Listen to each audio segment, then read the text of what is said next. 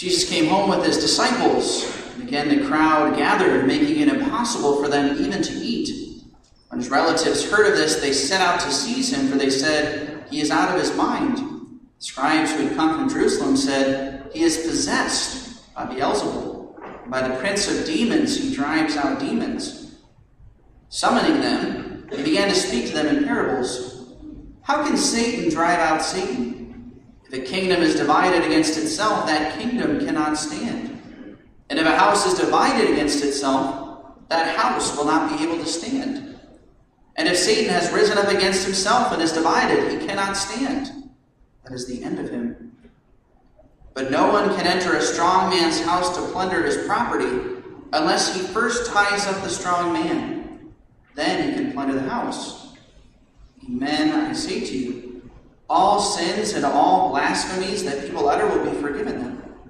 But whoever blasphemes against the Holy Spirit will never have forgiveness, but is guilty of an everlasting sin. For they had said, he has an unclean spirit. His mother and his brothers arrived. Standing outside, they sent word to him and called him. The crowd seated around him told him, "Your mother and your brother and your sisters are outside asking for you." He said to them in reply, "Who are my mother and my brothers?" And looking around at those seated in a circle, he said, "Here are my mother and my brothers.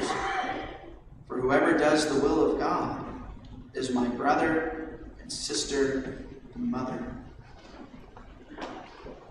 The Gospel of the Lord.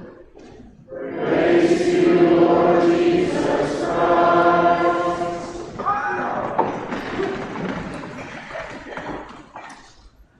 It's a very interesting gospel reading today, is it not? That the family of Jesus thought that he was out of his mind, right? Or some translations say that he was beside himself.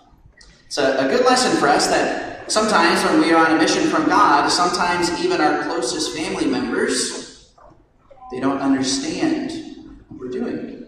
Sometimes sanctity looks rash or intense, right? Or too much.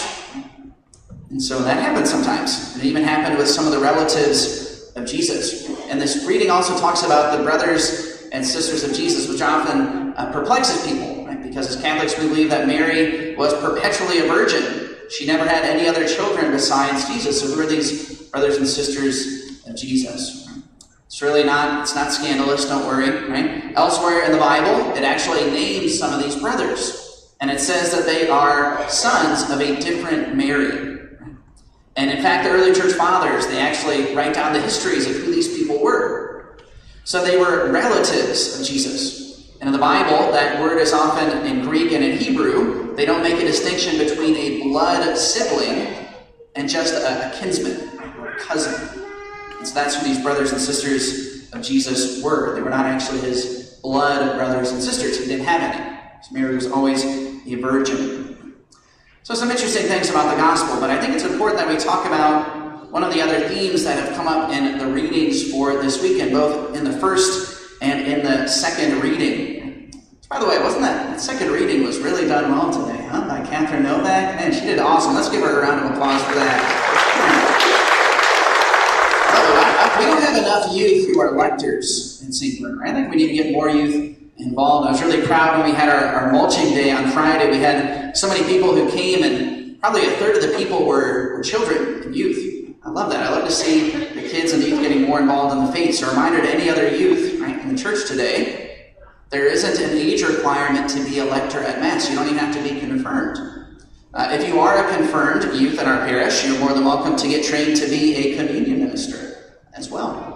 Or Jim Guyman, right, our friend who records all of the Masses for us, the live streaming. Anybody who wants to learn how to do that is more than welcome. I'm sure he would very much appreciate it. I'd love to see the youth getting more involved in our parish. It's not hard to be trained for any of those things. But in our first reading this morning, we heard the famous story of Adam and Eve and about their fall from grace and the first sin. And I don't know about you guys, but at least when I was growing up and I heard this story, it just it had this impression of me like kind of a fairy tale or something. Right? This serpent who can talk, right? Who deceives Adam and Eve. And it's easy to think about this story and maybe dismiss it as, maybe that didn't really happen, or maybe it's exaggerated or embellished. It's important for us to understand that this story of Adam and Eve, it is not just some story. It's our story. And it teaches us about who we are. Now, there's this interesting thing. I learned this when I was doing a summer camp in Colorado when I was in seminary. And we had this professor who was giving these talks on the Bible, and he talked about this story. And he talked about the 4 harmonies. And it completely changed how I thought about the story of Adam and Eve. And all of a sudden it clicked. The 4 harmonies, or as the Catechism describes it, it's the 4 integrities. But basically the idea is that when Adam and Eve were created and placed in the garden of God, they didn't live the same experience that you and I live. In the beginning, they had these 4 harmonies that they possessed in their existence. So, for example, they had harmony with God. God was present to them as a friend. They could speak to him face to face. They would walk with him in the garden. They had harmony with each other. As the reading says, they were naked and they were not ashamed. There were no secrets, totally vulnerable with one another, without shame or embarrassment. They had harmony with all of creation. They weren't afraid of any animals or anything within creation. Adam was given dominion over all the creatures. So they had that harmony. And of course they had harmony within themselves, right? They were not subject to sin and death, right? And the effects of our mortality. But after Adam and Eve sinned, all of those harmonies were lost. And it got worse and worse as the story progressed. After they had sinned, they no longer had harmony with God because they began to hide from God. Eventually, they were cast out of the garden. They no longer had harmony with creation. The thorns grew up from the ground, right, to make it harder for Adam to till the soil. Eve started to have pains when she was giving birth. It was as if Mother Nature, right, was rebelling against them. They didn't have that harmony with creation.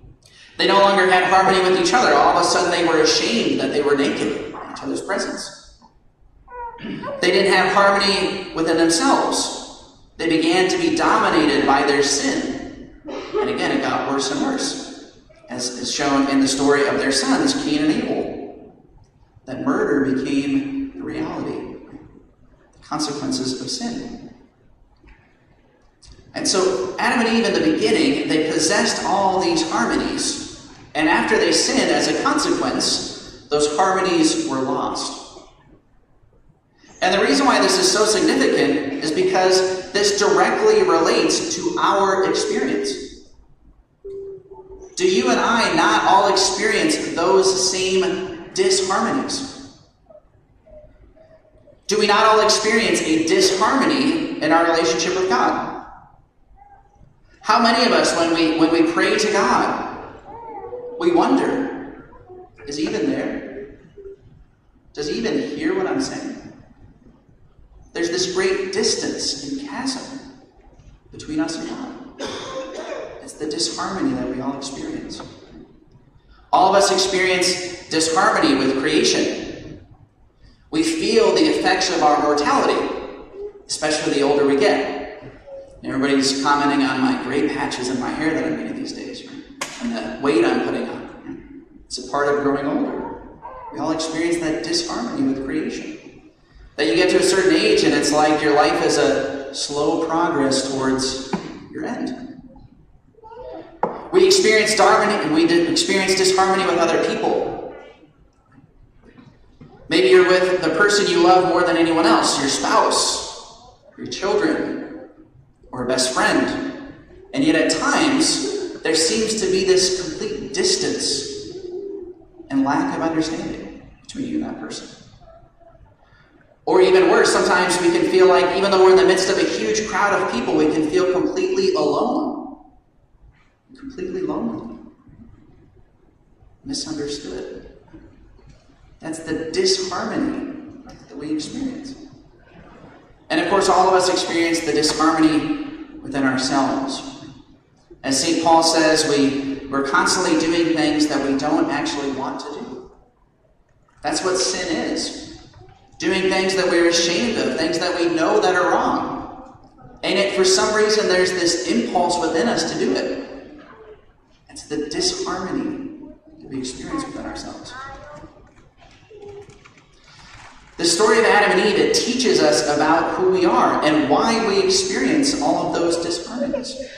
It's a consequence of the sin of our first parents. And every time we sin, we contribute to that disharmony.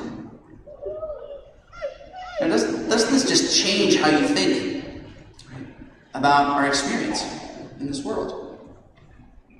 That you and I, we are living in a world that is literally broken.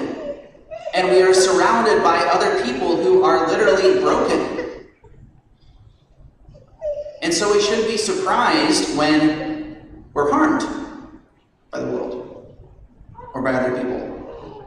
It's a part of living in a fallen world, a member of a fallen race. We are part of a race that is sick.